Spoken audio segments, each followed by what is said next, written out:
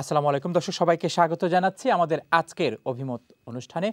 গণঅভ্যুত্থান পরবর্তী ৫ই আগস্টের পরবর্তী প্রত্যেকটি দিনই আমরা চেষ্টা করছি বাংলাদেশ সম্পর্কে আমাদের দর্শকদেরকে নিয়মিত আপডেট জানাতে এবং একই সাথে আমাদের উদ্বিগ্ন প্রবাসীদের ভাবনাও জানতে। দর্শক মণ্ডলী, আজকে আমরা বাংলাদেশ থেকে আমন্ত্রণ জানিয়েছি। আসলে তাকে ইতিমধ্যেই আমাদের প্রবাসী দর্শকরা ইতিমধ্যেই তাকে চিনেছেন। তারপর আমি আবারও পরিচয় করিয়ে দিতে চাই। আমাদের আজকের অতিথি সৈয়দা রেজওয়ানা হাসান।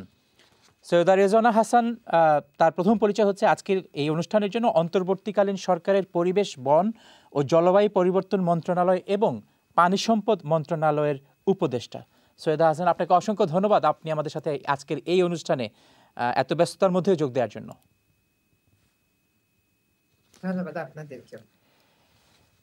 সৈয়দা হাসান এর আগে তিনি বাংলাদেশ পরিবেশ আইনবিদ সমিতি বেলার প্রধান নির্বাহী হিসেবে দায়িত্ব পালন করেছেন এবং একই সাথে প্রথম বাংলাদেশি হিসেবে আন্তর্জাতিকভাবে গুরুত্বপূর্ণ গোল্ডম্যান পরিবেশ পুরস্কারে ভূষিত হন। ২০০৯ সালে তিনি টাইম সাময়িকীর হিরোজ অফ এনভায়রনমেন্ট খেতাবও তিনি লাভ করেন। একই সাথে পরবর্তীতে ২০১২ সালে ফিলিপাইন ভিত্তিক র্যামস ম্যাগসেসে পুরস্কারে ভূষিত হন, যেটির কথা আমরা বিভিন্ন সময় জেনেছি। আমি প্রথমে আপনার কাছে জানতে চাইব সৈয়দা হাসান, যে নতুন একটি দায়িত্বে আপনারা এসছেন।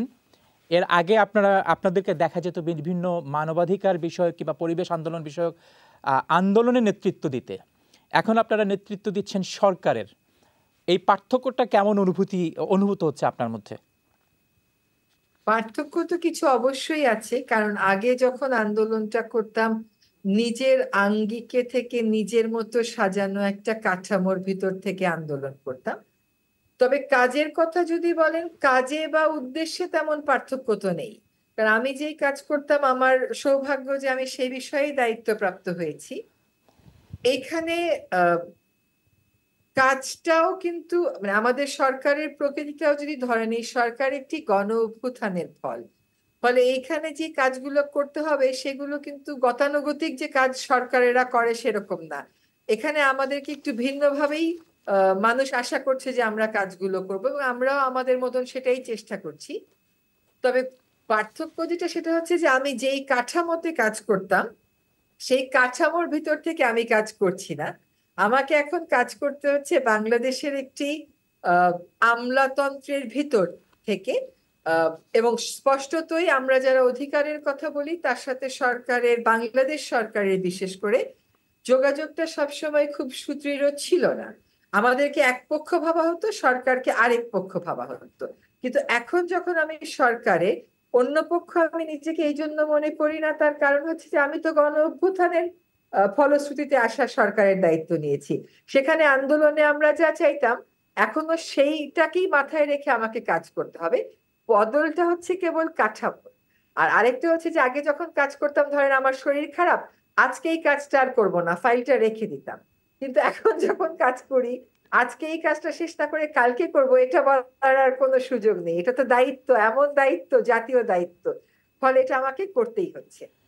এই যে অভিজ্ঞতা আপনি শেয়ার করেছেন, আমলাতান্ত্রিক জটিলতার কথা বলেছেন এবং আমরা জানি যে বিউরোক্রেটিক প্রসেস শুধুমাত্র বাংলাদেশে নয়, আমরা এখান থেকেও অনেক সময় আমাদের অনুভূতি হয় যে বাংলাদেশের সবচেয়ে গুরুত্বপূর্ণ সিদ্ধান্ত নেয়ার ক্ষেত্রে অন্যতম গুরুত্বপূর্ণ কনটেক্সট হচ্ছে বাংলাদেশের বিউরোক্রেসি, এবং সেই বিউরোক্রেসি অনেক জটিল, একই সাথে বিভিন্ন সময় বিভিন্ন জনের অভিজ্ঞতা অনুযায়ী জনবান্ধব নয়। আপনার অভিজ্ঞতা কি বলে? আমরা একত্রে যখন আন্দোলন করতাম তখন বুঝতাম যে আমাদের ভাষা তাদের ভাষা বেশিরভাগ সময়ই মিলতো না, আর তাদের প্রক্রিয়া আর আমাদের প্রক্রিয়া মেলার তো কোনো কারণই নেই। বিশেষ করে অন্য দেশে কিন্তু এটা হয়। আমরা যখন ইউরোপে যাই, কোনো একটা এনভায়রনমেন্টাল বিষয়ে কথা বলি, সেখানকার আমলারা কিন্তু আমাদের সাথে অনেক সুন্দর করে কথা বলেন এবং আমাদের কথাগুলো বুঝেন, আমাদের কথাগুলো প্রতিফলন করেন। কিন্তু আমাদের মতন দেশগুলোতে যেখানে রাজনীতি খুবই বিভাজিত এবং ব্যক্তি কেন্দ্রিক বা দল কেন্দ্রিক, সেখানে আমলাতন্ত্রকে তো তার উৎকর্ষতার শীর্ষে যেতে দেয়া হয় নাই। এক হচ্ছে আমলাতন্ত্রের কোয়ালিটি, আরেকটা হচ্ছে আমলাতন্ত্রের পদ্ধতি।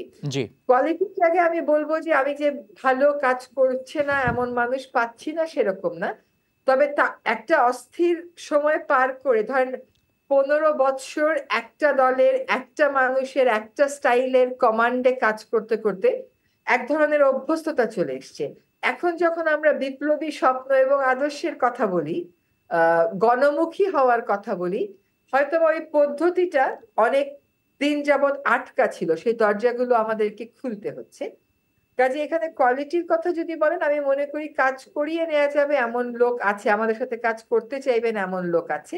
কিন্তু ওই 15 বছর পর হঠাৎ করে গণ অভ্যুত্থান, তারপরে হঠাৎ করে এত বড় পরিবর্তন, একটা সিস্টেমের একটা শক অ্যাবজর্ভ করার ব্যাপার আছে। সেই শক অ্যাবজর্ভ করার মধ্যে দিয়েই যাচ্ছে। এবং আমলাতন্ত্র বলতেও যদি আপনি দেখেন যে এখনো সচিব এরা কেন রইলো, ওরা কেন হচ্ছে না, ডিসি ওরা কেন, ডিসি এরা কেন না, এইগুলো জট কিন্তু আমরাও যে এখনো পুরোপুরি খুলে ফেলেছি তা কিন্তু না।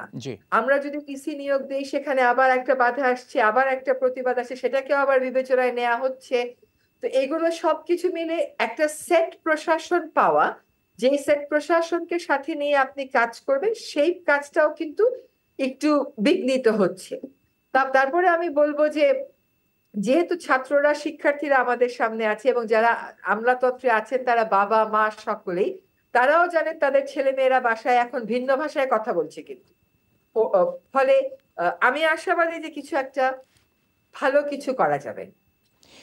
পরিবেশ নিয়ে যদি এবার আসি, যে আমরা জানি যে বাংলাদেশ জনসংখ্যার দিক থেকে পৃথিবীতে জনবহুল একটি দেশ, কিন্তু সীমানার দিক থেকে, ভূমির আয়তনের দিক থেকে একটি ছোট্ট একটি দেশ, এবং একই সাথে পরিবেশ সংকটও এখানে প্রবল।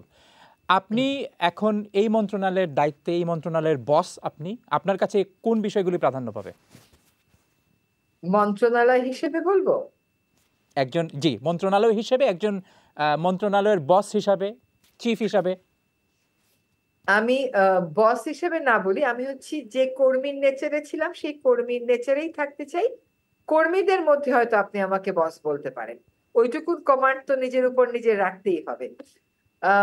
বাংলাদেশে আসলে অনেক সমস্যা, এই সমস্যার জন্য আমি জনসংখ্যাকে সবসময় দায়ী করি না। বাংলাদেশের পাহাড় খেকোড়া সাধারণ মানুষ না, বাংলাদেশের জলাশয় দূষণকারীরা সাধারণ মানুষ না, বাংলাদেশের বায়ু দূষণকারীরা সাধারণ মানুষ না। ফলে জনসংখ্যা বিস্ফোরণের কারণেই যে পরিবেশের বিপর্যয় ঘটছে, এটা আমি সকল ক্ষেত্রেই মনে করি না, বেশিরভাগ ক্ষেত্রেই ইনফ্যাক্ট আমি অন্য রকম মনে করি। আমি মনে করি কৃষকের যদি ক্ষমতা থাকতো, সে কোনোদিনও কৃষি জমি নষ্ট হতে দিত না, কিন্তু সেই ক্ষমতা তো কৃষকের কাছ থেকে আমরা কেড়ে নিয়েছি। আমরা অনেক ফার্টাইল ল্যান্ড দিয়ে দিয়েছি নির্বিচারে, একেবারে ইকোনমিক জোন করতে। হ্যাঁ, অনেক ফার্টাইল ল্যান্ডে আমরা বড় বড় দালান কোঠা তুলছি, আমরা ভূমির রেশনিং করছি না, আমরা এগ্রিকালচারাল জোনিং করছি না। এটা কিন্তু কৃষকের দোষ না, বাংলাদেশের জনসংখ্যার বেশিরভাগ মানুষই তো এখনো কৃষিকাজেই আছে। আমি মনে করি প্রাধান্যের দিক থেকে থাকা উচিত বায়ু দূষণ, শব্দ দূষণ, বনাঞ্চল উজাড় হয়ে যাওয়া, নদী দূষণ, কৃষি জমি কমে যাওয়া, অপরিকল্পিত নগরায়ন। কিন্তু এই সবগুলো আবার আমার এককভাবে আমার কর্মক্ষেত্রের অধিভুক্ত নয়। আমি কতগুলো কাজ আমরা শুরু করতে পারবো, কিন্তু আমরা যে কতদিন থাকবো তো এখনো বলতে পারছি না। তবে আমরা তো সাধারণ সরকারের মতন টেনিওর হবে না, ফলে পুরো ফল হয়তো জনগণকে দেখাতে পারবো না, কিন্তু চেষ্টা করব নদী দূষণ মুক্ত করার ক্ষেত্রে, চেষ্টা করব প্লাস্টিক দূষণ মুক্ত করার ক্ষেত্রে, চেষ্টা করব শব্দ দূষণটাকে নিয়ন্ত্রণে আনতে, বায়ু দূষণের অন্তত কাজটা শুরু করতে। দেশের সকল নদী দূষণ মুক্ত করতে পারবো না, কারণ বেশিরভাগ নদী দূষিত হয় হচ্ছে সিওয়েজ এবং ইন্ডাস্ট্রি দিয়ে। ইন্ডাস্ট্রি হয়তো আমি কন্ট্রোল করতে চেষ্টা করব, কিন্তু আপনি বলেন যে সিওয়েজ প্ল্যান্ট তো আমি এত 53 বছরে যা হয়নি, তা আমাদের স্বল্প সময় তার হয়ে যাবে না। বিশেষ করে আমরা যখন এখনো আর্থিক ব্যবস্থাপনা এক রকমের ঝুঁকির মধ্যে, ঝুঁকি বলবো না, আর্থিক ব্যবস্থাপনা এখনো তো সেরকম স্বাচ্ছন্দ্য চলে আসেনি আমাদের।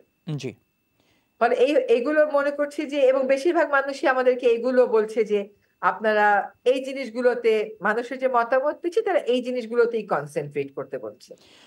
গত কয়েক বছর ধরে আপনি কৃষকদের কথা বলেছেন। আমি এখনকার সর্বশেষ তথ্য আমার কাছে নেই, তবে আমরা বাংলাদেশকে সবসময় জানি যে বাংলাদেশ একটি কৃষি প্রধান দেশ, কিন্তু গত কয়েক বছরে শিল্পায়নের কারণে কৃষির উপর বাংলাদেশের অর্থনীতির প্রভাব দৃশ্যত কি কমেছে, নাকি এটি আগের মতোই এখনো আছে? বাংলাদেশের মানুষের সম্পর্ক কৃষির সাথে কখনো কমবে না। এটার একটা বড় কারণ হচ্ছে যে আপনার প্রাথমিক প্রয়োজনটা হচ্ছে খাদ্য। যে কোনো একটা সরকার যখন কোভিড হলো, জি তখন প্রথম চিন্তা হলো যে কৃষক ক্ষেত থেকে ধান কাটবার জন্য শ্রমিক পাবে কিনা। আমাদের সরকারও দেখা যাচ্ছে প্রথম আমাদের যেটুকুন আহ অর্থনৈতিক সামর্থ্য আছে, আমরা প্রথম চেষ্টা করছি কৃষকের উৎপাদন যাতে কোনোভাবে ব্যাহত না হয়, তাকে সার এবং অন্যান্য যার প্রয়োজনীয় সেগুলো সরবরাহটা নিশ্চিত করা। ফলে আসলে কোনো দেশেই ফর দ্যাট ম্যাটার, আপনি যে দেশে থাকেন সেই দেশেও খাদ্য উৎপাদন ব্যবস্থাটাকে কখনো আমরা ভঙ্গুর হতে দিতে পারি না। হ্যাঁ, সেই জি অর্থে বাংলাদেশের মতন একটি উন্নয়নশীল দেশে এটা তো আমাদের জন্য অত্যন্ত গুরুত্বপূর্ণ যে আমরা খাদ্য উৎপাদন ব্যবস্থাটাকে কোনোভাবে আমরা কোন রকম ঝুঁকির মধ্যেই ফেলতে পারবো না। আমরা ঝুঁকির মধ্যে ফেলে দিয়েছি। অধিক খাদ্য ফলাতে গিয়ে আমরা আমাদের মাটির উর্বরতা কমে যায় এমন কীটনাশক সার নির্বিচারে ব্যবহার করেছি। আমরা কৃষককে তার পণ্যের ন্যায্য মূল্য দিতে পারিনি, কিন্তু আমাদের সরকার পক্ষ থেকে কিন্তু বারবার বলা হচ্ছে যে আমরা কৃষকের ন্যায্য মূল্য পাওয়ার জন্য কাজ করবো। এখন আপনি এক মাসও তো 53 বছরের সিস্টেম ফিক্স করতে পারবেন না। আর আমাদের উপর বাড়তি অনেকগুলো আহ চ্যালেঞ্জ আমাদেরকে মোকাবেলা করতে হচ্ছে, প্রতিদিনই তো মোকাবেলা করতে হচ্ছে। তো এইগুলো একটু যখন স্থিতি হয়ে আসবে তখন পদ্ধতিগুলো আমরা হয়তো ভালো চিন্তা করে বাতলে দিতে পারবো, কিন্তু কৃষকের সাথে আমাদের সম্পর্ক সব সময় গভীর থাকবে। কিষাণ কিষাণই হচ্ছে আমি মনে করি বাংলাদেশের অর্থনীতির, বাংলাদেশের খাদ্য উৎপাদনের একটা বড় আহ শক্তি। শক্তি এবং স্তম্ভ। আমরা কথা বলছি দর্শক মণ্ডলী সৈয়দা রেজওয়ানা হাসানের সাথে। তবে অনুষ্ঠানের এই পর্যায়ে যাবৎ ছোট্ট একটি বিরতিতে সৈয়দা হাসান বলছিলেন যে বাংলাদেশের এই সরকার অনেকগুলি চ্যালেঞ্জের মুখোমুখি। এর মধ্যে একটি চ্যালেঞ্জ হচ্ছে রাজনৈতিক। আমরা জানি আমাদের দর্শকদেরকে এবং যারা বিশেষ করে ইউরোপ, আমেরিকা কিংবা ব্রিটেনের বিভিন্ন জায়গা থেকে আজকের অনুষ্ঠান দেখছেন, আপনাদেরও ভাবনা যে আসলে রাজনীতিতে কোন কোন ধরনের চ্যালেঞ্জের মুখোমুখি হচ্ছে এই সরকার, সেই বিষয়ে সৈয়দা রেজওয়ানা হাসানের কাছ থেকে জানার জন্য এবং আমরাও জানার চেষ্টা করব। তবে যাব তার আগে ছোট্ট একটি বিরতিতে, সঙ্গেই থাকবেন।